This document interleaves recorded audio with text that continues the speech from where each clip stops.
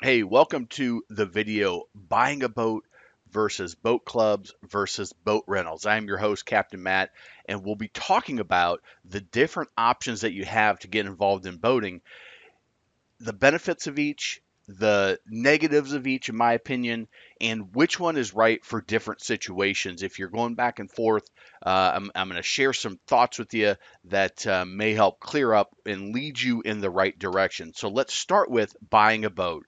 Now, this could be buying a new boat, a used boat, but where you actually own the boat itself. Here are the pros of buying a boat. Number one, it's yours. You can do whatever you want to. Put in a huge sound system, maintain it the way you want to maintain it, take care of it how you want to take care of it, add the accessories, add the graphics, add whatever options that you want to that boat, and it's yours to do what you want.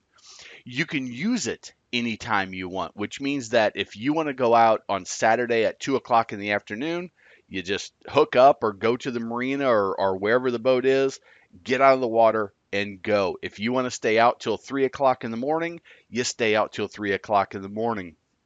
If you want to head out for fishing at 4 in the morning, you head out for fishing at 4 in the morning. It's yours to do whatever you want with it, how you want and where you want. If you want to put it on a trailer and you want to head 1,000 miles away and test some different areas, knock yourself out. If you want to use it for fishing and get it all dirty, hey, go ahead. That's fine. Do whatever you want with it. And the pride of ownership. If you want to say, this is my boat, I own a boat, I think there's a huge value to that in owning a boat. It's yours. You wash it, you wax it, you maintain it, you clean it, you put the cover on it, you do all of those things, and that comes through in that pride of ownership. You treat it how you want. If you want to just throw it away wet and not take care of it, fine. If you want to treat it like your baby and wash it and wax it 5 times a year, and you want to wipe it down every time you pull it out of the water, and you want to make sure nobody wears their shoes on your boat, then buying a boat is going to be probably a benefit. And finally, the resale value. When you're done using your boat, there's value left in it that you can sell. So you spend 10 grand on a used boat. After you use it for 5 years, you might be able to sell it for 5 grand. If you buy a $100,000 boat, you use it for 5 years, you might be able to sell it for 60 grand. What But there's a value left in it. So just because you pay $1 million for the boat doesn't mean it cost you $1 million. There's a resale value that you have on the end of it, although it does cost the upfront. The cons: there's ownership expense, there's maintenance, there's storage, there's insurance. There's all of those things that come with being an owner, having that pride of ownership and treating it how you want to.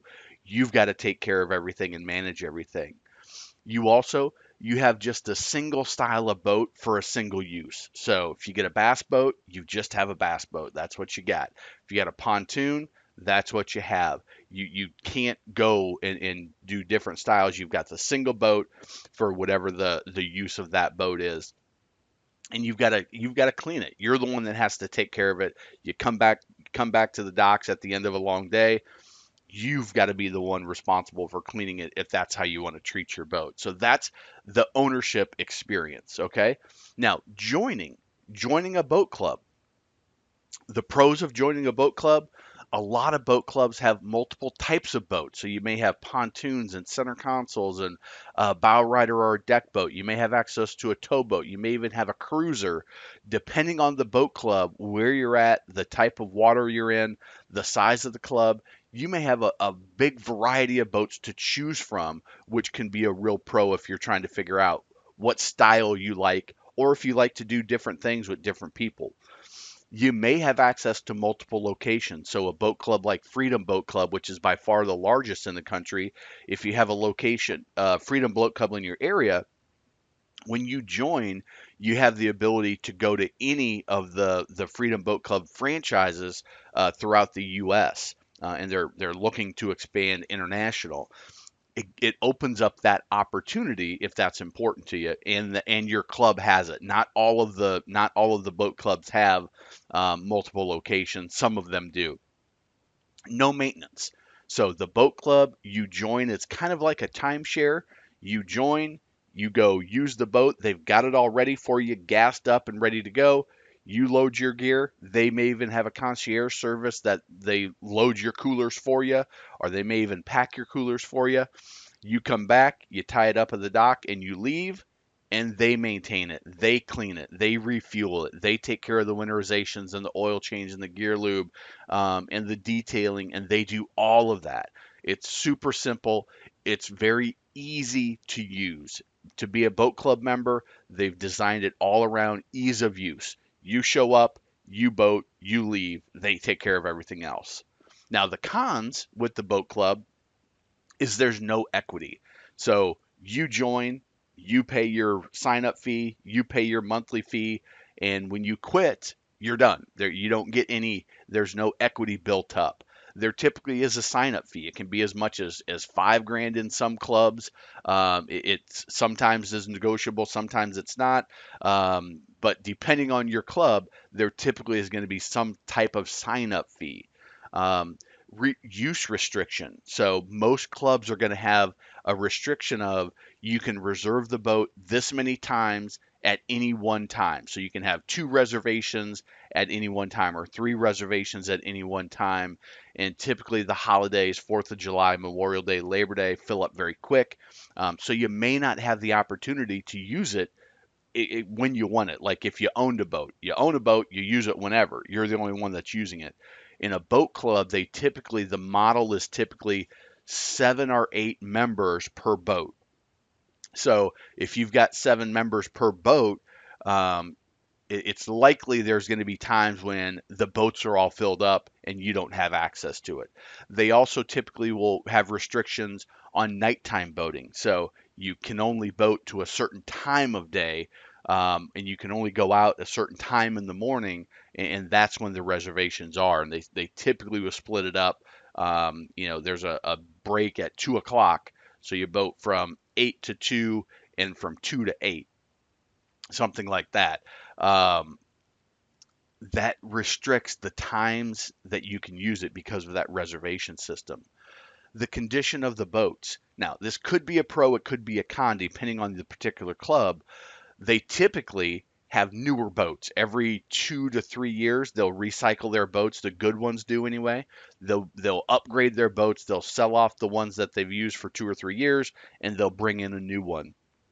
Now, on the negative side, the condition is you have a bunch of people that are fairly new to boating, aren't don't boat a lot, and don't have the skills, and sometimes the boats can get banged up.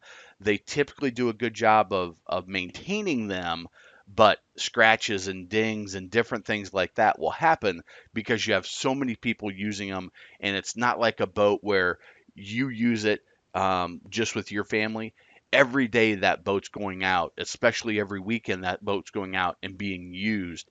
So it gets a lot more hours on it, gets a lot more wear and tear, and that can show up in the boat. So before you join a boat club, make sure you go and inspect their entire fleet, not just the ones that they show as their demos, but go look at the ones that you may get stuck with on a busy weekend if you still want a boat. What do those look like? Inconsiderate members in a boat club.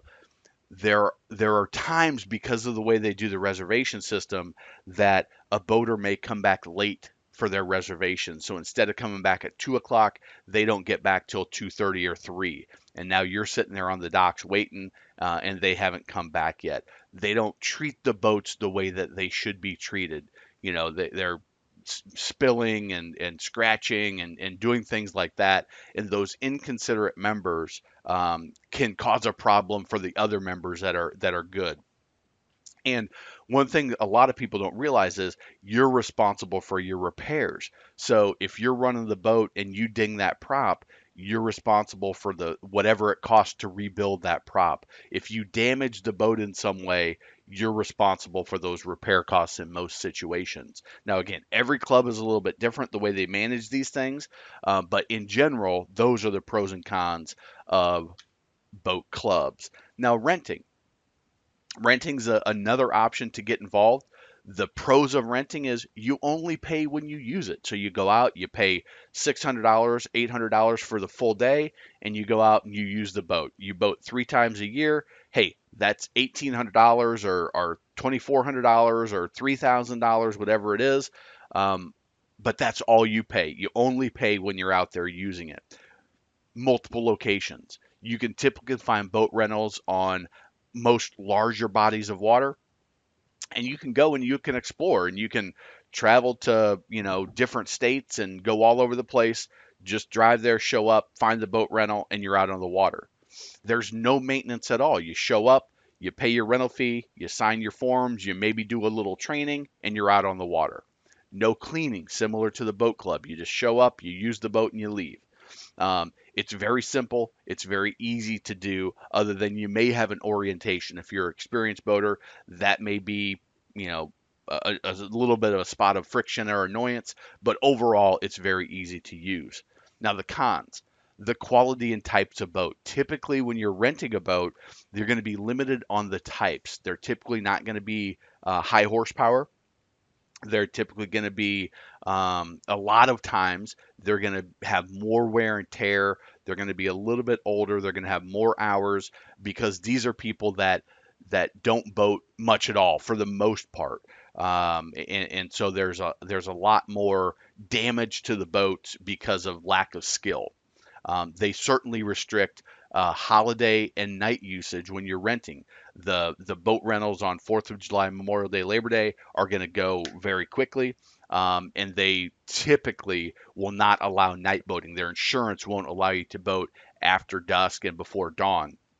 The conditions of the boat we talked about, typically rougher conditions, a lot of times older, inconsiderate renters, that just, they don't do the right things. And maybe you've got a rental and you're the second half of the rental for the day, and they come back and they've tore the boat up, and now it's not operational and there's no boat to go out. You're responsible for your repairs on a rental typically. If you do something that's deemed negligent, you could be responsible. And there's also a limited selection in the type of boats, which means that mostly they're going to be fishing boats and pontoon boats. In some places, you can still find a fiberglass deck boat or bow rider rental. You may be hard pressed to find a wakeboard rental. You'll probably be hard pressed to find a cruiser rental. So you're really limited in the style of boats. Maybe you can find a center console at the coast, but the styles of boats, are going to be pretty limited. So let's look at who might want to consider each of these options. So if you're buying a boat, if you live on the water, I think buying is absolutely the way to go. You want to have access to that boat when you want it and how you want it. If you live on the water, you want to own your own boat in most cases. If you have a pride of ownership, if you really like to take care of your things and you like your things to be nice, owning your own boat is definitely the way to go. You'll be very disappointed, I think, in a boat club or renting. If you're handy, if you enjoy tinkering, if you like that aspect of it, there's a certain aspect of I like to mess around with my own boat. And that gives you a lot of joy, even though you're not on the water. You're tinkering and you're doing different things to it, and you really like that. Owning your own boat's the way to go.